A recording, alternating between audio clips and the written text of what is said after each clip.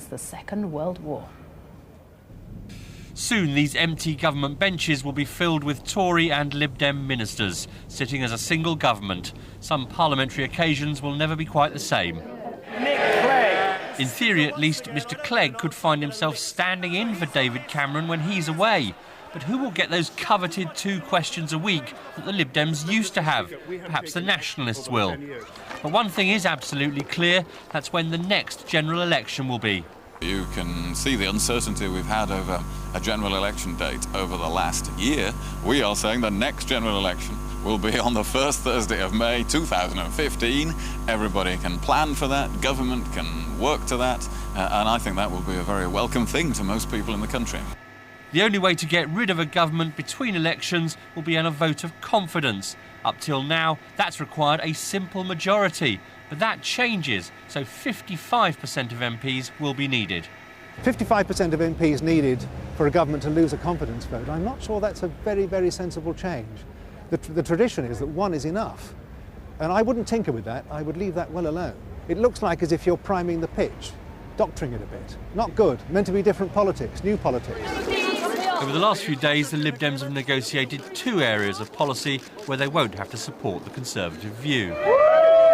First, on recognising marriage in the tax system, and on nuclear power, where the Lib Dems are against it. But the Tories should get their way on this second issue because Labour are broadly supportive. The Lib Dems have made it clear that they'll continue to fight parliamentary elections under their own identity, such as the upcoming contest in Thirsk and Malton, postponed from last week after the death of a candidate. So while many things have changed here in the past few days, some things will stay exactly the same. Gary O'Donoghue, BBC News, Westminster.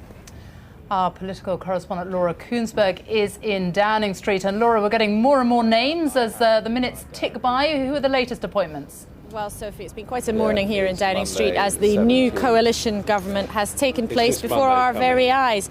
Saida Varsi is in Downing Street right at this very moment. Now, she's expected to be the first ever Muslim woman in the cabinet. I think it's quite likely she will end up as community secretary, but that is not yet confirmed. But we can confirm that Vince Cable will be the business secretary as we were expecting, but still quite a lot of other posts to go. It's not entirely clear who will be in charge of the Department for the Environment. Chris Huhne we expect to have energy and climate change, so not quite the same. It's not entirely clear who will be in charge of the department like culture, media and sport, those kinds of briefs. So we do have quite a lot of detail, but there are still some blanks to be filled in.